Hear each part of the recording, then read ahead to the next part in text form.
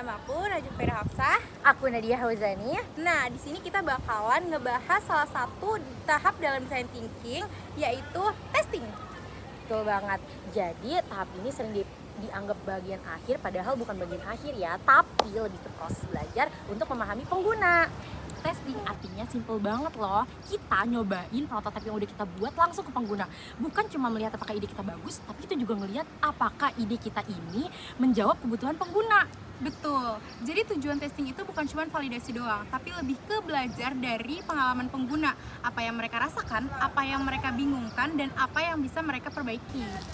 Terus manfaatnya apa aja sih? Banyak banget. Yang pertama, kita bisa dapat feedback langsung, terus ngurangin resiko gagal, dan yang paling penting kita bisa tahu kelebihan dan kekurangan ide kita.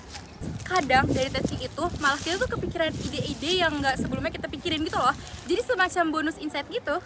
Nah, gimana sih cari ngembanginnya? Pertama, kita harus tahu dulu tuh tujuan yang jelasnya apa. Misalnya, kita mau tahu apakah pengguna paham betul fitur tertentu.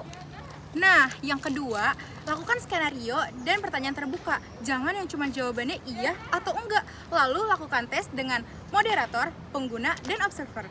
Yang ketiga, lakukan dokumentasi, bisa dari video, foto, atau bahkan catatan. Kemudian kita bisa belajar ulang dan iterasi lagi. Nah, salah satu contohnya itu ada tim yang membuat aplikasi kesehatan. Namun saat diuji coba di tempat yang susah wifi, aplikasinya sulit dibuka seperti di dalam kapal. Dari situ mereka menemukan insight penting, jadi bisa untuk perbaikan. Contoh lain, wearable bag untuk keselamatan jalan. Mereka bikin beberapa versi, ada yang getaran, ada yang suara, ada yang pengingat otomatis. Nah, testing ini membantu memilih mana yang paling efektif. Jadi intinya, testing itu bukan sekedar menguji ide, tapi belajar langsung dari pengguna. Semakin sering kita testing dan iterasi, semakin besar juga kesempatan kita untuk bisa memenuhi kebutuhan mereka.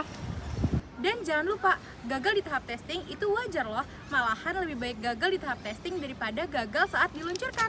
Setuju banget. Jangan takut testing, karena disitulah ide kita benar-benar diuji. Betul banget.